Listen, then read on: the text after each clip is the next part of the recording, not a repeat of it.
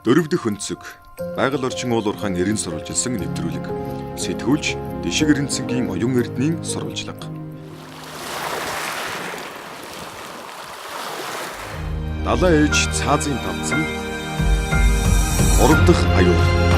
Жирийн иргэнд энэ газар олголч нь үйлчилж байна уу? Албан тушаал мөнгө төгрөгтэй хүнд үйлчилж байна. Засгийн газар солигдоход сайн солигдоход л дараа нь марцсан байна. Одоо айл байгааг нь мэдсээр зөвшөөрлийн бичиг гарын үсгийн зурж эднэрийн одоо их үсрэг тавьж би бол энэ дээр бороо үлээхгүй. Энэ бол ястаа над хамаагүй. 500-га гавцсан лээсэн шүү дээ. Энэ үүргээ болоод яам нэг хүртэл болоо биелүүлэхгүй. Дэлгэсэн тэрлэг шиг Монголын минь дээлийнхэн ингэрт оршин буй хөвсгөл далайн ээжийн эрэг ирмэг газар эрх мэдэлтнүүдийн үзэгний үзүүрээр хуваагдаад дуусч байна. Одоогоос 22 жилийн өмнө далайн ээжийг цаазын тавцанд бүхийлгэж алсан фосфоритын баялагийг нь ухаж авах гэсэн аюулыг нэрд сэтгүүлч балдорж агсан алдарт нийтлэлүүдээрээ аварч байсан түүхтэй. Энэ аюул 2009 оноос дахин өндийж Монгол улсын стратегийн орд Бүрэн хааны фосфоритын ордыг лиценз нэрээр хувааж авсан эрх мэдэлтнүүдийн санаархал дахин сэтэрсэн. Балдорж агсны үүсгэн байгуулсан өнөөдөр сонин балдорж шагналт сэтгүүлч оюун эрдэнэ болон хөвсгөл далайн эзэд төрийн бус байгууллагын тэргүүн Баярмаа нар эрх мэдэлтнүүдийн энхүү булхай хувилдааныг илчилж эрен сурвалжилсан суврал нийтлэлүүдээр далайн ээжийг ухах төнхөхийн шунлаас үүдсэн 2 дахь удаагийн аюулаас аварч байлаа. Харин өнөөдөр далайн ээж дахин цаазын тавцанд тэргүүн гудайлган 3 дахь аврал ирж байна.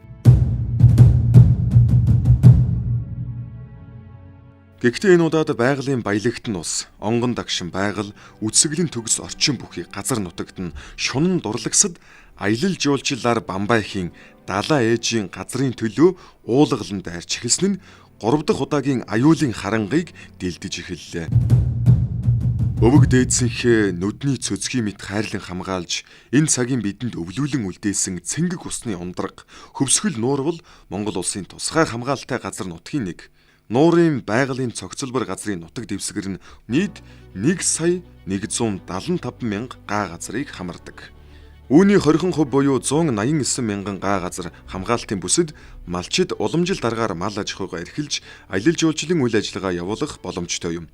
Харамсалтай нь өнөөдөр хөвсгөл далайн эрэг дагуух энэ газрын 3/1-тэй тэнцэх хэмжээний газар нутгийг аялал жуулчлалын нэрийдлэр хуваан авч хөвсгөл далайн эрэг орчмын газар нутаг улсын нийслэл Улаанбаатар дахь дархан цаазат богд уул шиг мөнгөтэй, эрх мэдэлтэй хүмүүсийн мэдэлд шилжиж эхэлжээ. Баримт 1. Хөвсгөл далайн баруун эрэг. Доод модод болон ашихай жуулчны бааз. Ашигт малтмалын газрын дарга асан Батхуйгийн эзэмшлийнх. Байгаль орчин аялал жуулчлалын сайдын 2007 оны 8 дугаар сарын 14-ний өдрийн 116 тоод тушаалаар 941 га газрыг анх олгожээ. Ашихай бол хөвсгөл далай дахь анхны жуулчны баазуудын нэг. Биднийг очиход газрын хэмжээ нь бараг 2 дахин томорчээ. Асууд сургалбал хажуу дахь кемпингийн газрыг тохиролцсон авч байгаль орчин аялал жуулчлалын сайдаар А293 тоод тушаалаар 10 га газрын тусгай зөвшөөрлийг нэмж авчээ. Одоогоор Ноён Батхуйгийн эхнэрийн нэр дээрх Ашихай жуулчны бааз 1941 га газартай. Баримт 2. Хөвсгөл далайн баруун эрэг. Алаг царын голын ам. Эртний далай жуулчны бааз. Монгол улсын ерөнхийлөгч Баттулгын эхнэр Инх Туягийнх. Нийт 8 га газар. Байгаль орчин аялал жуулчлалын сайдын 2008 оны 8 дугаар сарын 8-ны өдрийн 258 тод тушаалаар тусгай зөвшөөрөл олгосон. Баримт 3. Хөвсгөл далайн баруун эрэг. Мэргэн уул. Далайн ээж жуулчны бааз. Улсын хурлын гишүүн асан Гүн Далайгийнх. Нийт 20 га газар. Байгаль орчны сайдын 2008 оны 7 дугаар сарын 10-ны өдрийн 108 тод тушаалаар 20 га газрын тусгай зөвшөөрөл олгосон. Баримт 4. Хөвсгөл далайн баруун эрэг. Хар усны аршаан дахь 8 га газар. Улсын хурлын дэд дарга Инх Амгалангийнх. Байгаль орчин аялал жуулчлалын сайдын 2011 оны 8 дугаар сарын 1-ний өдрийн А232 тод тушаалаар Global Most компани нэр дээр 8 га газар олгожээ. Энэ газарт аялал жуулчлалын чиглэлээр тусгай зөвшөөрөл аваад 7 жил үйл ажиллагаа явуулаагүй байна. Уг нь тухайн газарт хүндэтгэн үзэх шалтгаангүйгээр 2-оос дээш жил үйл ажиллагаа явуулаагүй бол тусгай зөвшөөрлийг нь цуцлах хүртэл хуйлтай. Гэвч бичиг баримтыг нь дутуу хагас бүрдүүлсэн энэ газрын тусгай зөвшөөрөл одоо хүртэл хүчин төгөлдөр хадгалагдаж байна. 2017 оны байдлаар Хөвсгөл нуурын эрэг дагуу аялал жуулчлалын чиглэлээр нийт 117 компани болон хувь хүнд байгаль орчин аялал жуулчлалын яам тусгай зөвшөөрөл олгожээ. Хөвсгөлийн тусгай хамгаалалтай газар нутгийн захиргаанаас гаргасан энэхүү жагсаалтаас харахад 2002 оны үед газар олголт жилд 6-7-оос хэтэрдэггүй байсан бол 2014 оноос эрс нэмэгдэжээ. Засаг солигдох бүрт сайд нар нь шинжлэгдэн 8 сараас 4 жил хүртэлх хугацаанд байгаль орчин аялал жуулчлалын яамыг удирдахдаа замбраагүй газар олгож Хөвсгөл нуурын байгалийн цогцлбор газрын даацыг хэтрүүлсэнийг доорх жагсаалтаас харж болно. Байгаль орчны үе үеийн сайд нараас хамгийн олон газрын зөвшөөрлийг сайхан бэлгийн засгийн газарт байгаль орчны сайдын албыг хашиж байсан Бат Цэрэг олгожээ. Тэрээр 10хан сар сайдаар ажиллахдаа 38 тушаалд гарын үсэг зурж хамгийн их буюу 160 га газрыг олгожээ. Энэ нь Хөвсгөл нуурын эрэг дагуух тусгай зөвшөөрөлтөй нийт 364 га газрын 52%-тай тэнцэж байна. Байгаль орчин аялал жуулчлалын сайд Барсолд 2004-өөс 2007 онд 3 жил 2 сар сайдаар ажиллахдаа 10 зөвшөөрөл буюу 2841 га газар. Байгаль орчин аялал жуулчлалын сайд Шийлэг Дамб 2007-оос 2008 оны хооронд 10 сар ажиллахдаа 7 зөвшөөрөл буюу 19.2 га газар. Байгаль орчин аялал жуулчлалын сайд Гансүх 2008-аас 2012 онд 3 жил 11 сар ажиллахдаа 14 зөвшөөрөл буюу 93 га газар. Байгаль орчин аялал жуулчлалын сайд Оюун 2012-оос 2014 оны хооронд 2 жил 2 сар ажиллахдаа 9 зөвшөөрөл буюу 34.4 га газар. Байгаль орчин аялал жуулчлалын сайд Оюун хорол 2014-өөс 2015 онд 8 сар, 2016-аас 2017 онд 1 жил 2 сар, нийт 1 жил 10 сар ажиллахдаа 6 зөвшөөрөл буюу 62 га газар тус олгожээ. Байдал өнөөдөр ийм л байна. Байгаль орчин аялал жуулчлалын яам бол ерөнхий чиг үүргийн яам. Энэ утгаараа бүх салбарын үйл ажиллагаанд хамааралтай байж байгаль орчноо хамгаалах үүрэгтэй. Гэтэл тусгай хамгаалалтай газар нутгаа хамгаалах, байгаль орчны зохист байдлыг нь хангах, даацыг нь хэтрүүлэхгүйгээр зөв зохистой ашиглуулахын оронд ашиг хонжоо бизнесийн нүдээр харж, мөнгөтэй хөрөнгөтэй эрх мэдэлтэд нь ийхүү хэдэн 10 гаагаар нь газар олгож байна. 4-5 жилийн өмнө геологийн хүрээлэнгээс хийсэн судалгаагаар Хөвсгөл нуурын байгалийн цогцлбор газрын 70462 га талбайд 50 орчим жуулчны бааз байрших даацтайг тогтоож байжээ. Гэтэл өнөөдөр зөвхөн жанхан орчмын жаахан газарт даацыг нь 2 дахин нэмэгдүүлэн зөвшөөрөл олгож 34 жуулчны бааз 40 гэр буудал аялал жуулчлалын үйл ажиллагаа явуулж байна. Засгийн газар солигдоход сайн солигдоход л дараа нэм гарцсан байдаг байхгүй юу. Тэгэл яах одоо зарим нь бол нөхөж бичиг өгөх талаар одоо юу асуудал тавина. Биднүүд бол буруу харцууд гараас сууж байгаа. Өчигдөр дархан цаазад богд уулыг эрх мэдэлтнүүд яг ингэж хуваасан. Харин өнөөдөр хоймор нутгийн цэвэр усны ундраг далайн ээжийн маань эрэг ирмэг газар нутаг руу уулгалан дайрсан мөнгөтэй эрх мэдэлтэй хүмүүс нутгийн малчид уугуул иргэдийн өвөлжөө хаваржаа цуслангийн газрыг нь хүртэл булаан авч амьдран суух аргагүй болгоод байна. Миний газар бол 2005 онд болохоор энэ хотын тосгоны захиргаанаас өгчээсэн ийм гэрчлэгээ өгчээсэн. Энэ гэрчлэгээний дагуу би гэрчлэгийг нь аваад ингээд амьдарч тэгээ би одоо 16 оноос хойш одоо энэ айлыг ирж одоо над ингэж дээсгэж одоо ингэж газрын булаан авснаас хойш би амжиргаагаа одоо алдаж одоо энд ирэх боломжгүй болж одоо хэдэн хүүхдүүдэд тэжээх ирэх байхгүй тэнд одоо хэдэн малтайгаа тэнд өөр газар амьдарч байна би. Биднийг Чулуунбаатар гуйгаас энэхүү ярилцлагыг аваад сурвалжлагаа цааш өргөжлүүлэх хооронд Хөвсгөл нуурын хамгаалтын захиргааны дарга Даваа Баяр Чулуунбаатар гуйтай уцаар ярьж түүний газрыг булаасан гэх эзэд түүнтэй уулзаж тохиролцох санал тавьсныг дуулгасан тул бид Ардаг сайрын ард байрлах Баян буурал жуулчны бааз руу буцлаа. Хөвсгөл Баян буурал компани Баян буурал жуулчны бааз нь Хөвсгөл аймгийн мэргэжлийн хяналтын газрын дарга Лавг сүрэнгийн охин Тамирагийн нэрээр байдгийн байна. Тиймээс ноён Лавг сүрэн эхнэр Мэдэгмаагийн хамт ирж Чулуунбаатар гуйтай анх удаа нүүр тулан уулзаж байгаа нь энэ юм. Харамсалтай нь биднийг захиалагч сэтгүүлчид хэмээн аашилж загнаж өгсөн энэ эздүүд төрийн албан тушаалдаа бардсан аргасан мэт хүч түрэмгийлсэн дээрэмгүй байдлаар Чулуунбаатар гуйг зандчиж дүнзэн байшингаа нураах нүүлгхийг шаардах нь сонсогдож байсан. Нилээд удаан ярилцсан ч тохиролцож чадаагүй болтой кемпинг эзэд машиндаа сон хөдөлсөн тул бид ч сурвалжилгаа өргөлжлүүллээ. Баянборд амралтын эзэдүүтээ одоо баг анх удаа шахуу уулзлаа шүү дээ тийм ээ. Тэгээд ер нь танд ямар санал тавьж явах ер нь Тэгээд яг хуу тохиролцох зөвшөлт одоо ер нь л тиймэрхүү юм ярьж яана л да тусгай хамгаалтын дарга нь. Тэгээд тэдэртээ яг хуу за Монгол хүн байна адилхан хэл амаа олж болно гэж бодоод ярьж хөрч үзье гэсэн чинь бас тийм улсууд биш байна. Ер нь л хүч төрөнгөөлсөн ер нь баг тусгай хамгаалтын газрын даргын хааж байгаагаар баг дарга болох гэж байгаа мó. Одоо би бол ер нь л яг үнэн гэж юм байдаг бол ер нь тэр дээд одоо шатны юу байна бүх улсууд нь хандна вэ?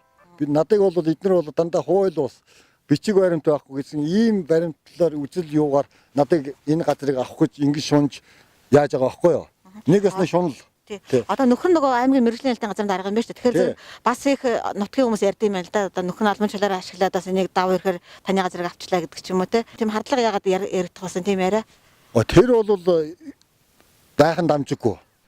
Тэр албан тушаал ажил төрөл тэгээд мөнгө төгрөг бүх юм энд би байгаа гэж бодож байгаа. Өнөөдөр энэ хүн яг үннээрээ яасан бол солилцол нь хүртэл өөр гарч хахад солилцлоороос зөрж энэ миний газар руу ингэж орж ирж энэ хүртэл жижигэн байшин хүртэл ийшин зөө чирж тэгж болохгүй. Бидний ярилцах зуур Баянбуурал кемпийн эзний ээж хэмээн өөрийгөө танилцуулсан Мэдгмаа ирж уучлалт гуйж байр сууриа илэрхийлэхийг зөвшөөрсөн тул бид түүнтэй ярилцлаа. Та түрүү хэлжсэн ш манай нөхөр одоо төрийн байгууллагад албаагч нөгөө мэрэгжлийн хэлтийн газрын дарга гэдсэн шүү дээ. Тийм учраас тэр ч одоо хардлага төрүүлээд байгаа байхгүй юу? Бүхэл одоо айл нэг амбар хийж байгаа чинь энийг бас тэ ингээд энэ чинь айл амбартай газар нэ жоохон урьдчилаад авчих хойшлаад авчих гэдэг асуудлыг зохицуулж өгөөгүйгээр тэ шууд ингээд зөвшөөрсөн дэмжлэг үзүүлсэн бичиг явуулна гэдэг чинь өөрөө л одоо төрийн байгууллагатай холбоотой тэ нөгөө авилга хэл ахвал албан тушаалын хэрэгтэй холбоотой болоо явчих гээд байгаа шүү дээ. За би бол хэл ахуйд авилга ямар нэгэн юм үйлдэл үүсгдэг хүн биш. Одоо энэ газар та нар ахыхаа өмнө ирж үзчихсэн шүү дээ тэ. Тэгээд энэ газрыг авна гэдэг. Тэгэхээр чи одоо энэ дээр байгаагүй. Энэ амбар байсан биз энэ амбар? Айл байгаагүй. Энэ амбар байгаагүй. Энэ жижиг амбар бол энд байсан. Би бол энэ дээр буруу хэлэхгүй. Энэ бол өстө надад хамаагүй л юм. Баянбуурал кемп буюу Хөвсгөл Баянбуурал компани газрын гэрчилгээ энэ байна. Байгаль орчин аялал жуулчлалын сайд оюун хорол сайхан бэлгийн засгийн газрын гишүүнээр томилогдоод 4 хоногийн дараа буюу 2014 оны 145 тоод тушаалаар Хөвсгөлийн Жанхайн Ардаг сайрын баруун гих газарт аялал жуулчлалын үйл ажиллагаа явуулах нэг га газрыг энэ компанид олгожээ. Гэтэл өнөөдөр газар дээр нь очиж үзэхэд Баянбуурал кемп зөвшөөрөгдсөн газраа 2 дахин томсгож Иргэн Чулуунбаатарын амбаар болон 7-8 хэмжээтэй дүнзэн байшинг оролцуулан сунгаж хашаа хатгаснаас өнөөдрийн энэхүү маргаан үүсжээ. Үнний төлөө явж байгаа би. Би хотлогны төлөө яваагүй. Хамгийн гол нь би энэ жирийн иргэнд энэ газар олголч нь үйлчилж байна уу? Албан тушаал мөнгө төгрөгтэй хүнд үйлчилж байна. Энэ газар Жанхаан энэ тусгай хамгаалалтын газар нутаг захиргаана. Тусгай хамгаалалтын газар аялал жуулчлалын үйл ажиллагаа эрхлэх зөвшөөрлийг байгаль орчин аялал жуулчлалын яамнаас олгохдоо тухайн газарт давхцал байгаа эсхийг сумын засаг дарга хамгаалтын захиргааны дарга нарын саналд үндэслэн хяндаг. Мөн тухайн үйл ажиллагаа явуулах компани байгаль орчны наривчилсан үнэлгээ хийж буй компани нутгийн иргэдтэй уулзсан албан ёсоор санал авах ёстой хуулийн заалд Хөвсгөлийн тусгай хамгаалалтын газар хэрэгждэггүйгээс нутгийн иргэд хохирч байна. Байгаль орчин нөлөөлөх байдлын үнэлгээний тухай хуулийн 18-ын 4. Төслийн нөлөөллийн наривчилсан үнэлгээ хийж буй хуулийн этгээд төслийн нөлөөлөлд өртөх нутгийн иргэд оршин суугчдаас албан ёсоор санал авч хэлэлцүүлэг зохион байгуулна. Нутгийн иргэд бол ер нь үнэлгээний үйл явцад юусоо оролцуулдаг юм байна. Энэ тухай ойлголтч байдаг юм байна. Тэгээд яам өөрөө бас нэг үр хүлээсэн байдаг нь энэ үнэлгээнд олон нийт ямар санал өгснийг болвол өөрийнхөө мэдээллийн санд бол байршуулад олон нийтэд ил тод болгосон байгсан. Энэ үүргээ бол яам өнөө хүртэл биелүүлэхгүй явж ирлээ. Мөн захиргааны ерөнхий хууль, нийтийн сонсголын тухай хууль гэдэг их чухал хуулиуд гарч ирсэн. За үнэлгээнд оролцуулахгүй маа гэлээ гэхэд яг энэ захиргаа өөрсдөө энэ шийдвэр гаргахаас өмнө эрх ашиг нь хөндөгдөж болцсохгүй иргэдийг заавал сонсох ажиллагаа явуулах хэрэгтэй. Тэгэхээр энэ олон хуулиудыг ерөөсөө хэрэгжүүлэхгүйгээр энэ газар олголт явагдсан энэ дүр зураг бол энэ хатгалын энэ орчмын газар олголтын байдал бол харуулж штэ тий. Энэ бол ганц Чулуунбаатар гой тохиолдсон асуудал биш. Байгаль орчин аялал жуулчлалын яамнаас газрын зөвшөөрлөө авсан гэх компаниуд уугуул иргэдийн газрыг булаах, гэрийнх нь буурийг байр байшинтай нь ухсан жорлонтой нь хамт хашаалан авч дээрлэх байдал гарч байна. Нутгийн иргэдийн хувьд өвөө эмээ аав ээжийнхээ үеэс өвөлжиж хаваржиж нутагладаг байсан төрж өссөн газартаа эзэн байхыг хүсэж байна. Харамсалтай нь 50-60 жил нутгалсан гэдгийг нь баталж өгсөн орон нутгийн засаг захиргаанаас олгосон өвөлжөө хаваржааны газрын гэрчилгээ хоосон цаас мэтэл үнэг үйджээ.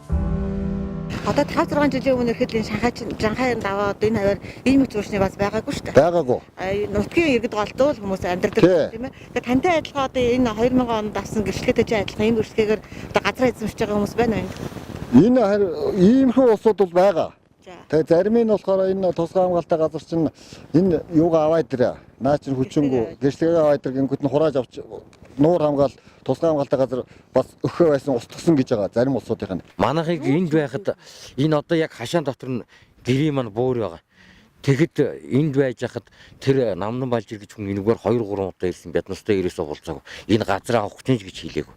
Тэгэл нэг намар нүгэл явсны дараахан ирээд кантинараа буулгаад манай газрын чинь тэгэл хашаа хороогоо барайл эхэлсэн. Манай гэрийн буурыг оруулаад тэгэл манайх айлын амралтын хашаан дотор байхгүй ихэнд хоошгоо гарсан. Одоо айл байгааг нь мэдсээр зөвшөөрлийн бичиг гарын үсгийн зурж эднэрийн одоо их усрыг тавьж өгч яах гэдэг чинь.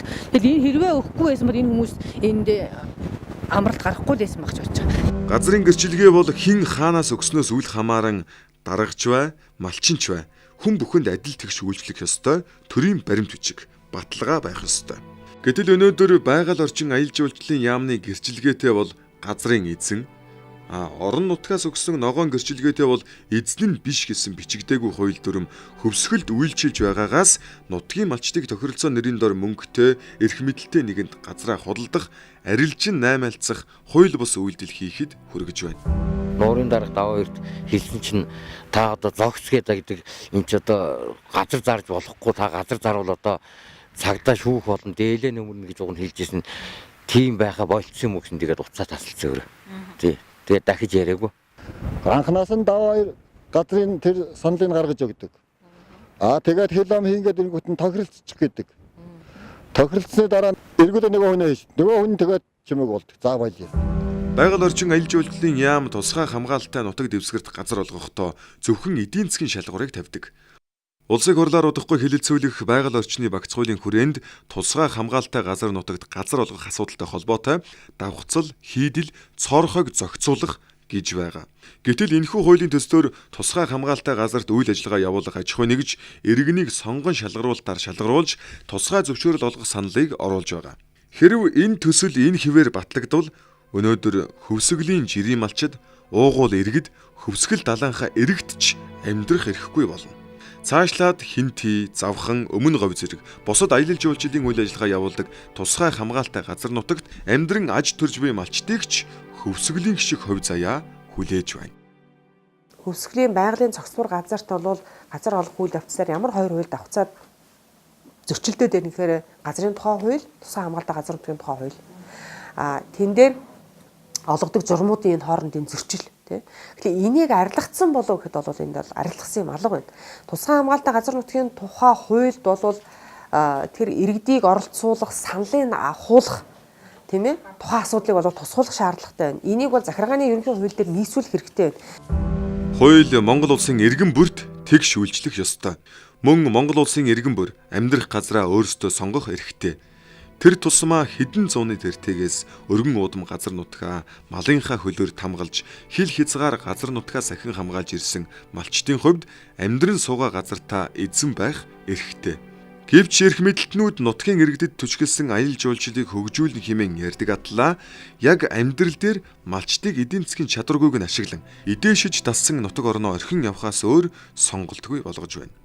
Харин мөнгөтэй эрх мэдэлтэй хүмүүст бол хууль зөрчөөд ч хамаагүй Монгол улсын тусгай хамгаалалттай газар нутгийн бүсийг нь өөрчлүүлээд хүссэн газар авдаг, хуульд өөрчлөлт оруулан хэсэг бүлэг хүмүүст боломж олгодог шудраг бос хуульдаан хөвсгөлд өрнөж байна. Хамгаалалттай газар нутагт одоо газар олгох одоо хамгийн дээд доод хэмжээ гэж байдаг. 500 га авцсан л байсан шүү дээ. Тэрүүнийг одоо ганц сайдыг байхад би 3 удаа бичиг явуулж байгаа л тэр хүчингү болгосон шүү дээ 500 га. Тэгээд оюун сайдууд эргээл 180 олгоч байгаа байхгүй. Тэгээ сая цуслагдаад 44 гаан олгоч байгаа байхгүй. 44-ийг сая оюун сайдууд басааж олгосон байлаа. Борсго, Анжигас, Той, Тураагийн голын эрэг хэсэг 2014 оноос өмнө тусгай хамгаалтай газар нутгийн онцгой бүсэд хамаардаг байлаа. Хуульд зааснаар бол ийм онцгой бүсэд аялал жуулчлалын үйл ажиллагаа явуулж байшин барилга барих нь байдгаа. Машин тэрэгтэй явж их дуу чимээ гаргахыг ч хориглодог. Учир нь энэ бол хүний хөл хөрөмгүй онгон дагшин зэрлэг ан амьтан илбэгтэй газар. Гэтэл монголчууд бидний ичнээ таньдаг Баян Базар гэх уул уурхаагаар баяжсан нэгэн мөнгөтэй эрх мэдэлтэй эрхэмд энэ газрыг олгохын тулд байгаль орчин ногоо хөгжлийн сайд оюун Анжигсын амыг онцгой бүсээс хэсэгчлэн гаргах нууц тушаалд гарын өсөгт зурсан байдаг. Оюун сайдын гаргасан А.Р. тоод энэ тушаалын бүрэн ихийг харсан үдсэн хүн олддоггүй. Зөвхөн онцгой бүсээс гаргасан газрын зураг нь л хөвсгөлийн тусгай хамгаалтай газарт байна. Одоо Анжигас гэх энэ газарт Баян Базрын Агата Resort гэх өлсгөлэн ногтоор мануулсан өндөр хан хэрэм бүхий жуулчны бааз байгуулагдаж томчуудад нээлттэй, борчуудад хаалттай, нууц байдалтай үйл ажиллагаа явуулж байна. Хөвсгөлийн зүүн эрэг Анжигасын ам, Агата Resort жуулчны бааз. Байгаль орчин ногоон хөгжлийн сайд оюун 2014 оны А220 тод тушаалаараа 14.8 га газрыг олгожээ. Өнөөдөр далайн ээжийн эрэг дагуух хатгалаас чөөчүү хүртэлх газар ийхүү аялал жуулчлалын тусгай зөвшөөрөл нэрийн дор машин эргэх зайгүй, малаа бэлчээх газаргүй болтлоо хэдэн 10 гаагаар эзэнтэй болоод байна. Цаашид энэ хിവэр үргэлжилвэл Хөвсгөл нуурын байгалийн цогцлборт газрын 2015-аас 2020 он хүртэлх менежментийн төлөвлөгөө ёсоор тун удахгүй үлдсэн хэсэгхэн газар буюу оёгоос борсох хүртэлх газар сонгон шалгаруулалт нэрийн дор өндөр зэрэглэлийн 10 орчим жуулчны бааз байгуулахаар төлөвлөжээ. Далайн ээж шаналж байна. Ингэр заамыг сэндийчин хөлөөс нь эхлэн тасдан хувааж идүүгээ толгой руу нь мацаж далайн ээжийн тэргүүнийг цаазын тавцсан бүх хилгэж эхэллээ. Далайн ээжээ аврах уу, алах уу? Хөвсгөл нуурын эрэг дагуух газар олголтын талаар сэтгүүлч Дишиг Эрдэнэцэнгийн оюун эрдэнэ сурвалжиллаа. Дараагийн дугаараар хаанаас ч хинээс ч ямар ч асуудлыг эрен сурвалжилж магадгүй. 4 дахь өнцөг